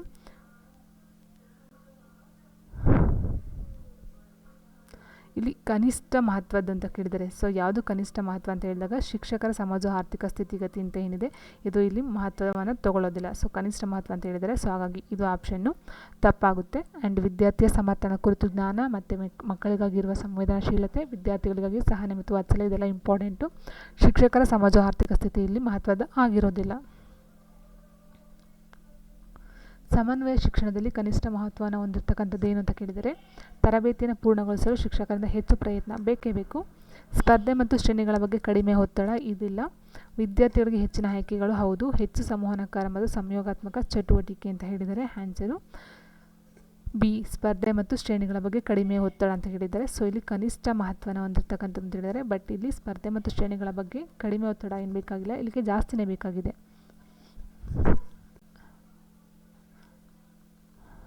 ಸಮನ್ವಯ ಶಿಕ್ಷಣವು ತರಗತಿಯಲ್ಲಿ ವೈವಿಧ್ಯತೆಯನ್ನು ಸಂಭ್ರಮಿಸುತ್ತದೆ, ಕಠಿಣ ದಾಖಲಾತಿ ವಿಧಾನವನ್ನು ಪ್ರೋತ್ಸಾಹಿಸುತ್ತದೆ, ವಂಚಿತ ಗುಂಪುಗಳಿಗೆ ಶಿಕ್ಷಕರನ್ನು ಸೇರಿಸುವುದು, ಘಟನೆಗಳ ಉಪದೇಶವನ್ನು ನೀಡುವುದು. ಸಮನ್ವಯ ಶಿಕ್ಷಣದ ಮೇನ್ ಅರ್ಥ ಏನಂತ ಹೇಳಿದಾಗ ಇಲ್ಲಿ ತರಗತಿಯಲ್ಲಿ ವೈವಿಧ್ಯತೆಯನ್ನು ಸಂಭ್ರಮಿಸ್ತಕ್ಕಂಥದ್ದು.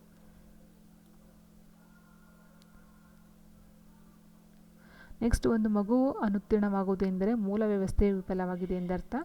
ಯಾಕೆಂದರೆ ಇಲ್ಲ, ಅದು ರಾಂಗ್ ಆಗುತ್ತೆ. ಯಾಕಂದರೆ ಮೂಲ ವ್ಯವಸ್ಥೆ ಅಂತ ಹೇಳಿದಾಗ ಇಲ್ಲಿ ಒಂದು ಮಗು ಅಂತ ಕೇಳಿದರೆ, ಬಟ್ ಎಲ್ಲ ಮಕ್ಳಿಗೂ ಅದು ಅಪ್ಲೈ ಆಗಬೇಕು ಮೂಲ ವ್ಯವಸ್ಥೆ ಸರಿ ಇಲ್ಲ ಅಂದಾಗ. ಸೊ ಹಾಗಾಗಿ ಈ ಆಪ್ಷನ್ ಬರೋದಿಲ್ಲ. ಮಗು ಉತ್ತರಗಳನ್ನು ಸರಿಯಾಗಿ ಬಾಯಿಪಾಠ ಮಾಡಿಲ್ಲ, ಸೊ ಇದು ಬರೋದಿಲ್ಲ. ಮಗು ಖಾಸಗಿ ಪಾಠಗಳನ್ನು ತೆಗೆದುಕೊಳ್ಳಬಹುದಾಗಿತ್ತು, ಇಲ್ಲ.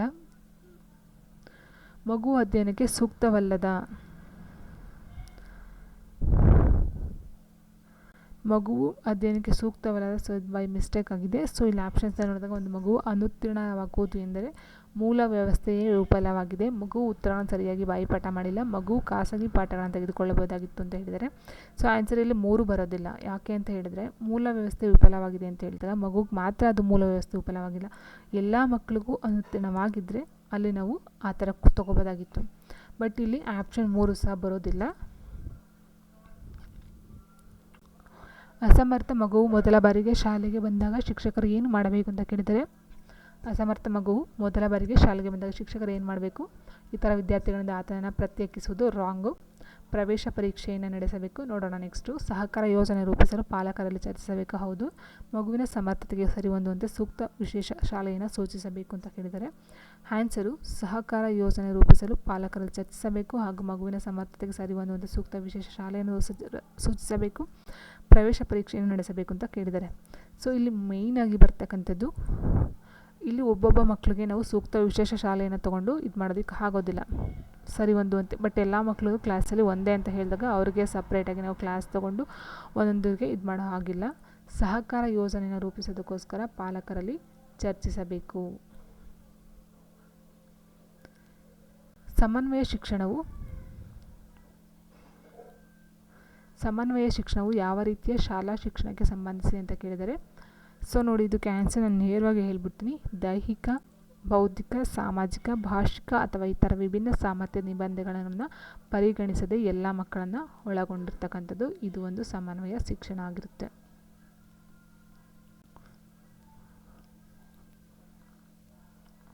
ಆ್ಯಂಡ್ ನೆಕ್ಸ್ಟ್ ಕ್ವಶನ್, ಓರ್ವ ಶಿಕ್ಷಕರು ದೃಷ್ಟಿ ವಿಕಲಚೇತನ ಮಗುವನ್ನು ಕುರಿತು ಚಟುವಟಿಕೆಗಳನ್ನು ತೊಡಗಿಸುವ ಉದ್ದೇಶ ಏನು ಅಂತ ಕೇಳಿದರೆ, ಇಲ್ಲಿ ದೃಷ್ಟಿ ವಿಕಲಚೇತನ ಮಗುವನ್ನು ಅಂತ ಹೇಳಿದರೆ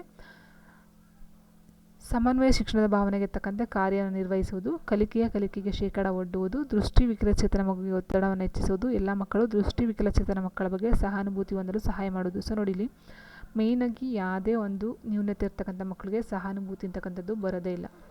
ಸೊ ಹಾಗಾಗಿ ಇದು ಇಲ್ಲ. ಆ್ಯಂಡ್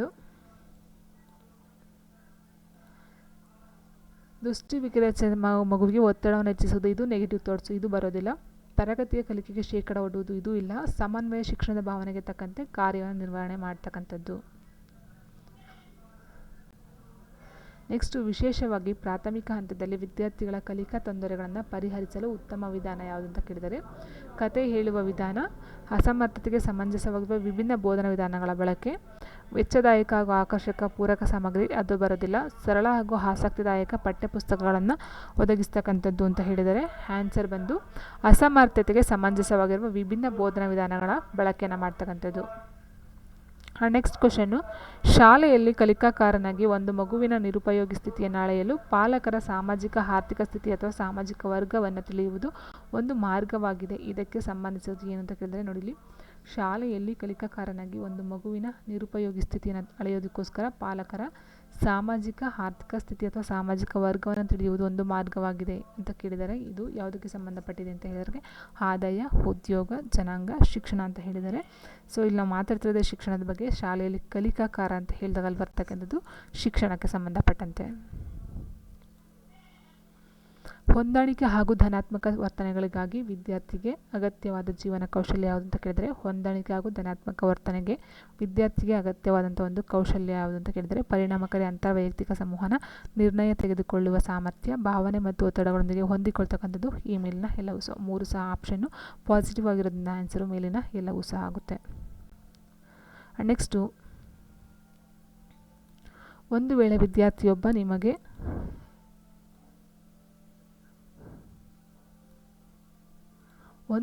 ವಿದ್ಯಾರ್ಥಿಯೊಬ್ಬ ನಿಮಗೆ ಗೊತ್ತಿರದ ಪ್ರಶ್ನೆಯನ್ನು ಕೇಳಿದರೆ ನೀವು ಏನು ಮಾಡುವಿರಿ ಅಂತ ಕೇಳಿದರೆ, ಅಂತಹ ವಿದ್ಯಾರ್ಥಿಗೆ ಅವನ ಪ್ರಶ್ನೆಯು ಅರ್ಥರಹಿತ ಎಂದು ಹೇಳುವುದು ತಪ್ಪಾಗುತ್ತೆ. ಅಂತಹ ವಿದ್ಯಾರ್ಥಿ ಅಥವಾ ಪ್ರಶ್ನೆಯನ್ನು ಕಡೆಗಣಿಸಲು ಪ್ರಯತ್ನಿಸುವುದು ಅದು ಸಹ ತಪ್ಪಾಗುತ್ತೆ. ಆ ಪ್ರಶ್ನೆಯ ಉತ್ತರವನ್ನು ಹುಡುಕಿ ನಂತರ ದಿನ ವಿದ್ಯಾರ್ಥಿಗಳಿಗೆ ತಿಳಿಸ್ತಕ್ಕಂಥದ್ದು.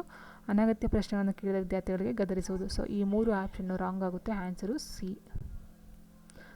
ಉತ್ತರವನ್ನು ಹುಡುಕಿ ನಂತರ ದಿನ ವಿದ್ಯಾರ್ಥಿಗೆ ತಿಳಿಸ್ತಕ್ಕಂಥದ್ದು. ನೆಕ್ಸ್ಟ್ ಕ್ವಶನ್,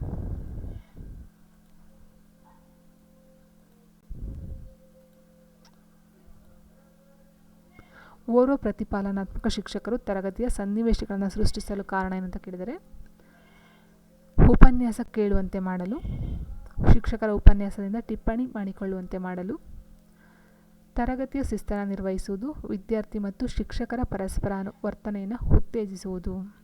ಸೊ ಆಲ್ಮೋಸ್ಟ್ ಎಲ್ಲರಿಗೂ ಗೊತ್ತಿರ್ತಕ್ಕಂಥ ಇದು ಒಂದು ವಿದ್ಯಾರ್ಥಿ ಮತ್ತು ಶಿಕ್ಷಕರ ಪರಸ್ಪರ ಅನುವರ್ತನೆಯನ್ನು ಉತ್ತೇಜನೆ ಮಾಡ್ತಕ್ಕಂಥದ್ದು.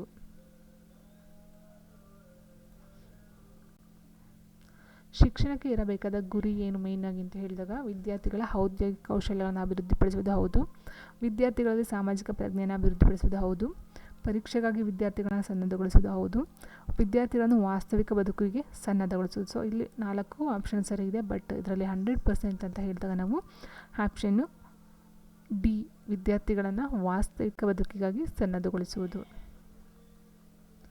ಓರ್ವ ವಿದ್ಯಾರ್ಥಿಗೆ ಮಾರ್ಗದರ್ಶನ ಮಾಡಲು ಶಿಕ್ಷಕರು ವಿದ್ಯಾರ್ಥಿಯ ಬಗ್ಗೆ ಅನಗತ್ಯವಾಗಿ ತಿಳಿದಿರಬೇಕಾದ್ದು ಏನು ಅಂತ ಕೇಳಿದರೆ, ವಿದ್ಯಾರ್ಥಿಯ ಕಲಿಕಾ ತೊಂದರೆ, ವಿದ್ಯಾರ್ಥಿಯ ಕಲಿಕಾ ವ್ಯಕ್ತಿತ್ವ, ವಿದ್ಯಾರ್ಥಿಯ ಮನೆಯ ಪರಿಸರ, ಇಮೇಲ್ನ ಎಲ್ಲವೂ ಅಂತ ಹೇಳಿದರೆ ಸೊ ಆನ್ಸರು ಎಲ್ಲ ಸಹ ಬರುತ್ತೆ. ವಿದ್ಯಾರ್ಥಿ ಕಲಿಕೆಗೆ ತೊಂದರೆ ಏನಾಗಿರ್ಬೋದು, ಅಥವಾ ಅವ್ರ ವ್ಯಕ್ತಿತ್ವ ಏನು, ಅಥವಾ ಅವ್ರ ಮನೆಯಲ್ಲಿ ಏನು ಪ್ರಾಬ್ಲಮ್ಸ್ ಇರ್ಬೋದು, ಅವರ ಒಂದು ಸುತ್ತಮುತ್ತ ಪರಿಸರ ಹೇಗಿದೆ, ಇದೆಲ್ಲ ಸಹ ಬರುತ್ತೆ. ನೆಕ್ಸ್ಟು, ಇವುಗಳಲ್ಲಿ ಶೈಕ್ಷಣಿಕ ಮನೋವಿಜ್ಞಾನ ಸ್ವಭಾವ ಯಾವುದು ಅಂತ ಕೇಳಿದರೆ ಕಲೆ, ವಿಜ್ಞಾನ, ಧನಾತ್ಮಕ ವಿಜ್ಞಾನ ಯಾವುದು ಅಲ್ಲ. ಸೊ ಆನ್ಸರು ಧನಾತ್ಮಕ ವಿಜ್ಞಾನ. ಬೋಧನೆಗೆ ಪರಿಣಾಮಕಾರತೆ ಹೆಚ್ಚಿಸಬೇಕೆಂದರೆ ಏನು ಮಾಡಬೇಕು? ತರಗತಿಯಲ್ಲಿ ನೇರ ಬೋಧನೆ ಬಳಸಬೇಕು. ಹೌದು. ತರಗತಿಯಲ್ಲಿ ಶಿಕ್ಷಕರ ನಿರ್ದೇಶಿತ ವಿಧಾನಗಳನ್ನು ಬಳಸುವುದು. ಹೌದು. ನೇರ ಬೋಧನೆ ಮತ್ತು ಶಿಕ್ಷಕರ ನಿರ್ದೇಶಿತ ವಿಧಾನಗಳೆರಡನ್ನು ಬಳಸುವುದು. ಹೌದು. ಶಿಸ್ತು ಕೇಂದ್ರಿತ ಬೋಧನೆ ಹಾಗೂ ಪರಸ್ಪರ ಅನುವರ್ತಿತ ವಿಧಾನಗಳನ್ನು ಬಳಸುವುದು ಅಂತ ಹೇಳಿದರೆ ಆನ್ಸರು ಡಿ. ಶಿಸ್ತು ಕೇಂದ್ರಿತ ಬೋಧನೆ ಹಾಗೂ ಪರಸ್ಪರ ಅನುವರ್ತಿತ ವಿಧಾನಗಳನ್ನು ಬಳಸುವುದು. ಆನ್ಸರ್ ಎಲ್ಲ ಸರಿ ಇರ್ತವೆ, ಬಟ್ ನಮಗೆ ಹೇಳಿದಾಗೆ ಯಾವುದು ಮೋಸ್ಟ್ ಇಂಪಾರ್ಟೆಂಟೋ ಅದಕ್ಕೆ ನಾವು ಟಿಕ್ ಮಾಡಬೇಕಾಗುತ್ತೆ. ಓರ್ವ ಉತ್ತಮ ತರಗತಿ ಶಿಕ್ಷಕರು ಹೇಗಿರಬೇಕು ಅಂದರೆ ಕಲಿಕಾಕಾರರ ಸಹಜ ಆಸಕ್ತಿಯನ್ನು ಪೋಷಿಸುವುದು, ಕಲಿಕಾಕಾರರ ಚರ್ಚೆಯನ್ನು ಪ್ರೋತ್ಸಾಹಿಸುವುದು. ಹೌದು. ವಾಸ್ತವಿಕ ಜಗತ್ತಿನ ಚಟುವಟಿಕೆಗಳಲ್ಲಿ ಕಲಿಕಾಕಾರನ್ನು ತೊಡಗಿಸುವುದು. ಹೌದು. ಈ ಮೇಲಿನ ಎಲ್ಲವೂ ಹೌದು. 3 ಆಪ್ಷನ್ಸು ಸರಿ ಇದೆ. ಹಾಗಾಗಿ ಆಪ್ಷನ್ನು ಡಿ. ನೀವು ಕೇಳಿರೋ ಪ್ರಶ್ನೆಗೆ ವಿದ್ಯಾರ್ಥಿಯೊಬ್ಬ ತಪ್ಪು ಉತ್ತರ ಕೊಟ್ಟರೆ ಏನು ಮಾಡುವಿರಿ ಅಂತ ಕೇಳಿದರೆ ಇನ್ನೊಂದು ಪ್ರಶ್ನೆಯನ್ನು ಕೇಳುವ ಮೂಲಕ ಅಭ್ಯರ್ಥಿಯು ತನ್ನ ತಪ್ಪನ್ನು ಅರಿಯುವಂತೆ ಮಾಡುವುದು. ಹೌದು. ಅಭ್ಯರ್ಥಿಯ ಉತ್ತರವು ಏಕೆ ತಪ್ಪು ಎಂದು ಅಭ್ಯರ್ಥಿಗೆ ತಿಳಿಸುವುದು. ಇನ್ನೋರ್ವ ವಿದ್ಯಾರ್ಥಿಗೆ ಉತ್ತರಿಸಲು ಹೇಳುವುದು. ಸರಿ ಉತ್ತರವನ್ನು ಹೇಳುವುದು. ಸೊ ಆನ್ಸರು ನೀವು ಕೇಳುವ ಪ್ರಶ್ನೆಗೆ ವಿದ್ಯಾರ್ಥಿಯೊಬ್ಬ ತಪ್ಪು ಉತ್ತರ ಕೊಟ್ಟರೆ ಏನು ಮಾಡ್ತೀರಾ? ಇನ್ನೊಬ್ಬ ಬೇರೆ ವಿದ್ಯಾರ್ಥಿನ ಎದ್ದೇಳಿಸ್ಬಿಟ್ಟು ಆನ್ಸರ್ನ ಕೇಳ್ತಕ್ಕಂಥದ್ದು.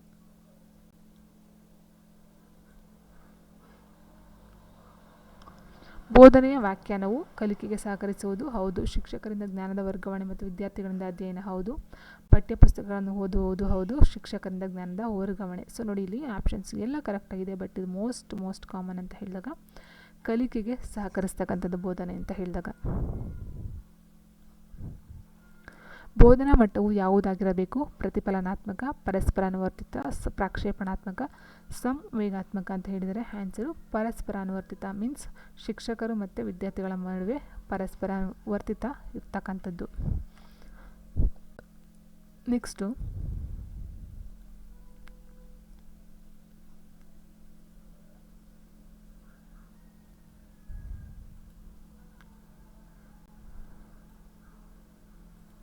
ಶಿಕ್ಷಣದ 2 ಪ್ರಮುಖ ಉದ್ದೇಶಗಳು ಯಾವುದಂತ ಕೇಳಿದರೆ ವಿದ್ಯಾರ್ಥಿಗಳಲ್ಲಿ ವಿಷಯ ಜ್ಞಾನ ಮೂಡಿಸುವುದರ ಮೂಲಕ ವಿದ್ಯಾರ್ಥಿಗಳ ಮಾನಸಿಕ ವಿಕಾಸವನ್ನು ಉಂಟು ಮಾಡುವುದು, ವಿಷಯ ಜ್ಞಾನ ನೀಡುವುದು ಮತ್ತು ಪರೀಕ್ಷೆಗೆ ಸನ್ನದ್ಧಗೊಳಿಸುವುದು, ವಿಷಯದ ಜ್ಞಾನ ನೀಡುವುದು ಮತ್ತು ವೃತ್ತಿಪರ ಕೌಶಲ್ಯಗಳನ್ನು ಬೆಳೆಸುವುದು, ವಿಷಯದ ಜ್ಞಾನ ನೀಡುವುದು ಮತ್ತು ವೃತ್ತಿಪರ ಕೌಶಲ್ಯಗಳನ್ನು ಬೆಳೆಸುವುದು. ಸೊ 2 ಆಪ್ಷನ್ಸ್ ಕರೆಕ್ಟ್ ಸೇಮ್ ಇದೆ ಕೆಳಗಡೆದು. ಸೊ ಆನ್ಸರ್ ಅಂತ ಹೇಳಿದಾಗ ವಿದ್ಯಾರ್ಥಿಗಳಲ್ಲಿ ವಿಷಯ ಜ್ಞಾನವನ್ನು ಮೂಡಿಸುವುದರ ಮೂಲಕ ವಿದ್ಯಾರ್ಥಿಗಳ ಮಾನಸಿಕ ವಿಕಾಸವನ್ನು ಉಂಟು ಮಾಡುವುದು. ಸೊ ನೋಡಿ, ಆನ್ಸರ್ ಎಲ್ಲ ಕರೆಕ್ಟಾಗಿದೆ. ವಿಷಯ ಜ್ಞಾನವನ್ನು ಕೊಡ್ತಕ್ಕಂಥದ್ದಾಗಿರ್ಬೋದು, ಪರೀಕ್ಷೆಗೆ ಸನ್ನದ್ಧ ಮಾಡ್ತಕ್ಕಂಥದ್ದಾಗಿರ್ಬೋದು, ವೃತ್ತಿಪರ ಕೌಶಲ್ಯಗಳನ್ನು ಬೆಳೆಸ್ತಕ್ಕಂಥದ್ದಾಗಿರ್ಬೋದು, ಬಟ್ ಮೇಯ್ನಾಗಿ ಇಲ್ಲಿ ವಿದ್ಯಾರ್ಥಿಗಳ ಮಾನಸಿಕ ವಿಕಾಸವನ್ನು ಉಂಟು ಮಾಡ್ತಕ್ಕಂಥದ್ದು. ಆ್ಯಂಡ್ ನೆಕ್ಸ್ಟು ಓರ್ವ ಉತ್ತಮ ಶಿಕ್ಷಕರನ್ನು ಆಲ್ರೆಡಿ ಹೇಳಿದಾಗೆ ಕಲಿಕಾಕಾರರಲ್ಲಿ ಅಪೇಕ್ಷಿತ ವರ್ತನೆ ಬದಲಾವಣೆಯನ್ನು ಉಂಟು ಮಾಡ್ತಕ್ಕಂಥದ್ದು. Answer option A. ನೆಕ್ಸ್ಟು ಪ್ರಾಥಮಿಕ ಹಂತದಲ್ಲಿ ಬೋಧನೆಯು ಡ್ಯಾಶ್ ಆಗಿರಬೇಕು ಅಂತ ಹೇಳಿದರೆ ಶಿಕ್ಷಕ ಕೇಂದ್ರಿತ, ಪಠ್ಯಪುಸ್ತಕ ಕೇಂದ್ರಿತ, ವಿದ್ಯಾರ್ಥಿ ಕೇಂದ್ರಿತ, ಶಿಕ್ಷಕ ಮತ್ತು ಪಠ್ಯಪುಸ್ತಕ ಕೇಂದ್ರಿತ. ಸೊ ಆನ್ಸರ್ ಬಂದು ಪ್ರಾಥಮಿಕ ಹಂತದಲ್ಲಿ ವಿದ್ಯಾರ್ಥಿ ಕೇಂದ್ರಿತವಾಗಿ ಇರಬೇಕು ಬೋಧನೆ. ಶೈಕ್ಷಣಿಕ ಮನೋವಿಜ್ಞಾನವು ಶುದ್ಧ ವಿಜ್ಞಾನ, ಅನ್ವಯಿಕ ಮನೋವಿಜ್ಞಾನ, ಸಾಮಾನ್ಯ ವಿಜ್ಞಾನ ಯಾವುದೂ ಅಲ್ಲ ಅಂತ ಹೇಳಿದರೆ ಸೊ ಆನ್ಸರು ಅನ್ವಯಿಕ ಮನೋವಿಜ್ಞಾನ. ಶಿಕ್ಷಕರ ತರಗತಿಯಲ್ಲಿ ಪರಿಶ್ರಮ ಪಡಲು ಕಾರಣವೇನೆಂದು ಕೇಳಿದ್ದಾರೆ. ವಿದ್ಯಾರ್ಥಿಗಳಿಗೆ ಅನುಭವವನ್ನು ನೀಡಲು, ಪೂರಕ ಕಲಿಕಾ ಪರಿಸರವನ್ನು ನೀಡಲು, ವಿದ್ಯಾರ್ಥಿಗಳಿಗೆ ಪ್ರತಿಕ್ರಿಯೆಗಳಿಗೆ ಅವಕಾಶವನ್ನು ಕಲ್ಪಿಸಲು, ಮೇಲಿನ ಎಲ್ಲವೂ ಅಂತ ಹೇಳಿದರೆ ಆನ್ಸರು ಆಪ್ಷನ್ ಡಿ ಆಗಿರುತ್ತೆ. ಮಕ್ಕಳಿಗೆ ಎಲ್ಲನೂ ಕೊಡಲೇಬೇಕಾಗುತ್ತೆ ಶಿಕ್ಷಕರು.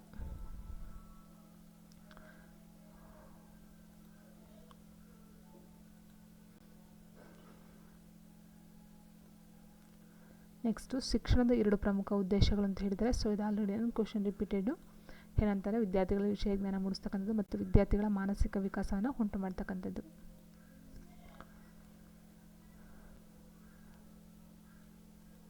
And next question. ಸೊ ಭಾರತೀಯ ಸಮಾಜದ ಬಹುಭಾಷಾ ಗುಣವನ್ನು ಏನೆಂದು ಗ್ರಹಿಸಬೇಕು ಅಂತ ಕೇಳಿದ್ದಾರೆ. ಇಲ್ಲಿ ನಾನು ಆಲ್ರೆಡಿ ಹೇಳಿದಾಗೆ ಇದು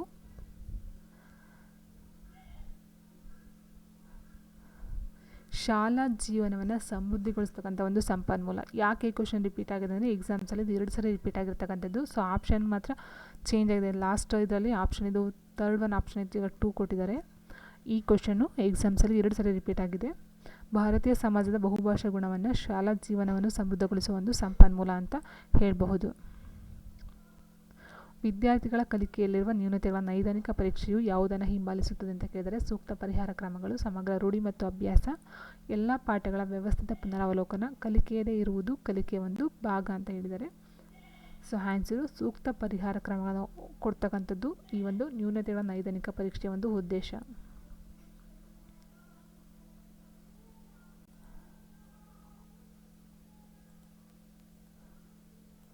ಸೊ ನೆಕ್ಸ್ಟು, ಓರ್ವ ಶಿಕ್ಷಕರು ತನ್ನೆಲ್ಲ ಪ್ರತಿಭಾವಂತ ವಿದ್ಯಾರ್ಥಿಗಳು ಅವರ ಸಾಮರ್ಥ್ಯಕ್ಕೆ ಅನುಸಾರವಾಗಿ ಸಾಧಿಸಬೇಕೆಂದು ಬಯಸುವರು. ಹೌದು. ಹಾಗಾದರೆ ಶಿಕ್ಷಕರು ತಮ್ಮ ಉದ್ದೇಶ ಸಾಧನೆಗಾಗಿ ಯಾವ ಕಾರ್ಯವನ್ನು ಮಾಡಬಾರದು ಅಂತ ಕೊಟ್ಟಿದ್ದಾರೆ. ಅವರಿಗೆ ಶೈಕ್ಷಣಿಕ ಚಟುವಟಿಕೆಗಳನ್ನು ಆಸ್ವಾದಿಸಲು ಕಲಿಸುವುದು, ಅವರಿಗೆ ಒತ್ತಡ ನಿರ್ವಹಿಸಲು ಕಲಿಸುವುದು, ವಿಶೇಷ ಅವಧಾನಕ್ಕಾಗಿ ಸಮವಯಸ್ಕರಿಂದ ಅವರನ್ನು ಪ್ರತ್ಯೇಕಿಸುವುದು, ಅವರ ಸೃಜನಾತ್ಮಕತೆ ಹೆಚ್ಚಿಸಲು ಸವಾಲನ್ನು ಒಡ್ಡುವುದು. ಸೊ ಆನ್ಸರ್ ಇಲ್ಲಿ ವಿಶೇಷ ಅವಧಾನಕ್ಕಾಗಿ ಸಮವಯಸ್ಕರಿಂದ ಅವರನ್ನು ಪ್ರತ್ಯೇಕ ಮಾಡ್ತಕ್ಕಂಥದ್ದು ತಪ್ಪಾಗುತ್ತೆ. ಆ್ಯಂಡ್ ನೆಕ್ಸ್ಟ್ ಕ್ವೆಶನ್, ಇವುಗಳಲ್ಲಿ ಯಾವುದು ಆಂತರಿಕ ಅಭಿಪ್ರೇರಣೆಯನ್ನು ಹೊಂದಿರುವ ಮಕ್ಕಳ ಗುಣಲಕ್ಷಣವಲ್ಲ ಅಂತ ಕೇಳಿದರೆ. ಆಂತರಿಕ ಪ್ರೇರಣೆ ಅಂದರೆ ಅವರ ಮನಸ್ಸಲ್ಲಿ ಅವ್ರಿಗಿರ್ತಕ್ಕಂಥ ಒಂದು ಆಸಕ್ತಿ, ಅಭಿಪ್ರೇರಣೆ, ಅಭಿರುಚಿ. ಅವರು ಯಾವಾಗಲೂ ಯಶಸ್ವಿ ವ್ಯಕ್ತಿಗಳಾಗಿರುತ್ತಾರೆ. ಅವರು ತಾವು ಮಾಡುವ ಕಾರ್ಯಗಳನ್ನು ಆಸ್ವಾದಿಸುತ್ತಾರೆ. ಕಾರ್ಯಗಳಲ್ಲಿ ತೊಡಗಿರುವಾಗ ಅವರು ಹೆಚ್ಚು ಶಕ್ತಿಯನ್ನು ಪ್ರದರ್ಶಿಸುತ್ತಾರೆ. ಹೌದು. ಅವರ ಸವಾಲುಗಳನ್ನು ಇಷ್ಟಪಡುತ್ತಾರೆ. ಅವರು ಸವಾಲುಗಳನ್ನು ಇಷ್ಟಪಡುತ್ತಾರೆ. ಹೌದು. ಇಲ್ಲಿ 142ಕ್ಕೆ 4 ಆಪ್ಷನ್ಸ್ ಏನಿದೆ, ಅವರು ಯಾವಾಗಲೂ ಯಶಸ್ವಿ ವ್ಯಕ್ತಿಗಳಾಗಿರುತ್ತಾರೆ. ಆಂತರಿಕ ಅಭಿಪ್ರೇರಣೆಯನ್ನು ಹೊಂದಿರುವ ಮಕ್ಕಳ ಗುಣಲಕ್ಷಣವಲ್ಲ ಅಂತ ಕೇಳಿದರೆ ಅವರು ತಾವು ಮಾಡುವ ಕಾರ್ಯಗಳನ್ನು ಆಸ್ವಾದಿಸುತ್ತಾರೆ. ಹೌದು. ಕಾರ್ಯಗಳಲ್ಲಿ ತೊಡಗಿರುವಾಗ ಅವರು ಹೆಚ್ಚು ಶಕ್ತಿಯನ್ನು ಪ್ರದರ್ಶಿಸುತ್ತಾರೆ. ಹೌದು. ಅವರು ಸವಾಲುಗಳನ್ನು ಸಹ ಇಷ್ಟಪಡ್ತಾರೆ. ಹೌದು. ಆದರೆ ಅವರು ಯಾವಾಗಲೂ ಯಶಸ್ವಿ ವ್ಯಕ್ತಿಗಳಾಗಿ ಇರ್ತಾರೆ ಅಂತಕ್ಕಂಥದ್ದು ತಪ್ಪು. ಇವುಗಳಲ್ಲಿ ಯಾವುದು ಕಲಿಕಾ ಪ್ರಕ್ರಿಯೆಯ ಮೂಲವಸ್ತು ಅಲ್ಲ ಅಂತ ಹೇಳಿದರೆ ಕಲಿಕಾಕಾರ, ಆಂತರಿಕ ಸ್ಥಿತಿಗಳು, ಪ್ರಚೋದನೆ, ಶಿಕ್ಷಕ. ಸೊ ಆನ್ಸರ್ ಇಲ್ಲಿ ಕಲಿಕಾ ಪ್ರಕ್ರಿಯೆಯ ಮೂಲವಸ್ತು ಅಲ್ಲ ಅಂತ ಹೇಳಿದರೆ ಕಲಿಕಾಕಾರ ಮೇನ್ ಬರಲೇಬೇಕು ಕಲಿಕೆ ಪ್ರಕ್ರಿಯೆಯಲ್ಲಿ.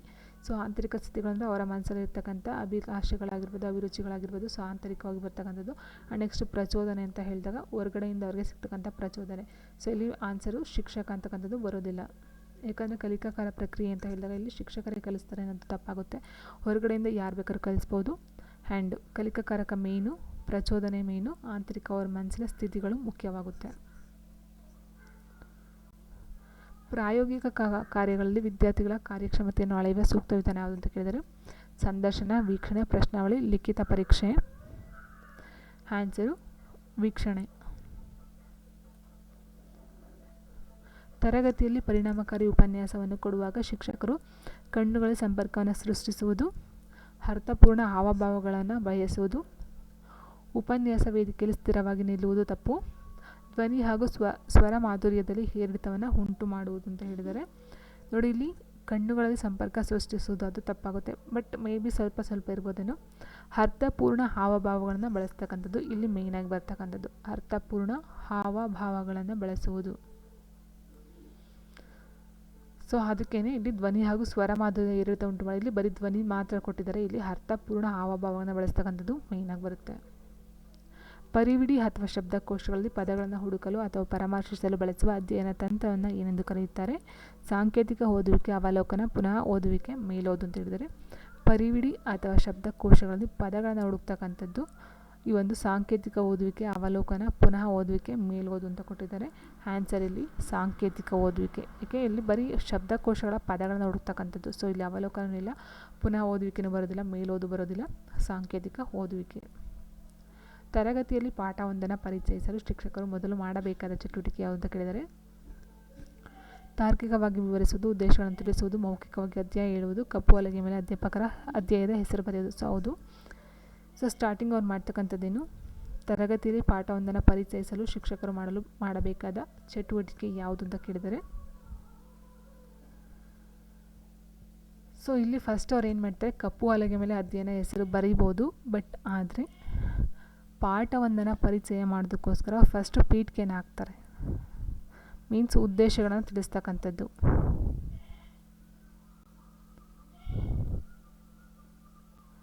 ಓರ್ವ ಉತ್ತಮ ತರಗತಿ ಶಿಕ್ಷಕರು ಕಲಿಕಾಕಾರ ಸಹಜ ಆಸಕ್ತಿಯನ್ನು ಪೋಷಿಸುವರು, ಕಲಿಕಾಕಾರ ಚರ್ಚೆಯನ್ನು ಪ್ರೋತ್ಸಾಹಿಸುವುದು, ವಾಸ್ತವಿಕ ಜಗತ್ತಿನ ಚಟುವಟಿಕೆಗಳಲ್ಲಿ ಕಲಿಕಾಕಾರರನ್ನು ತೊಡಗಿಸುವುದು. ಈ ಮೇಲಿನ ಎಲ್ಲವೂ ಹೌದು. ಬೋಧನಾ ಮಟ್ಟವು ಯಾವುದಾಗಿರಬೇಕು? ರಿಪೀಟೆಡ್ ಕ್ವಶನ್ ಇದು ಸಹ. ಪರಸ್ಪರ ವರ್ತಿತ. ಶಿಕ್ಷಕರು ರೂಢಿ ಮಾಡಿಕೊಳ್ಳಬೇಕಾದ ಬೋಧನಾ ಪದ್ಧತಿ, ಉಪನ್ಯಾಸ ವಿಧಾನ, ಸೊ ಆನ್ಸರ್ ನಿಮಗೆ ಗೊತ್ತಿರುತ್ತೆ. ಪರಸ್ಪರ ಅನುವರ್ತಿತ ವಿಧಾನ. ಓಕೆ ಫ್ರೆಂಡ್ಸ್, ವಿಡಿಯೋ ಇಷ್ಟ ಲೈಕ್ ಮಾಡಿ, ಶೇರ್ ಮಾಡಿ, ಕಮೆಂಟ್ ಮಾಡಿ ಅಂತ ಹೇಳ್ತಾ ಥ್ಯಾಂಕ್ ಯು ಫಾರ್ ವಾಚಿಂಗ್.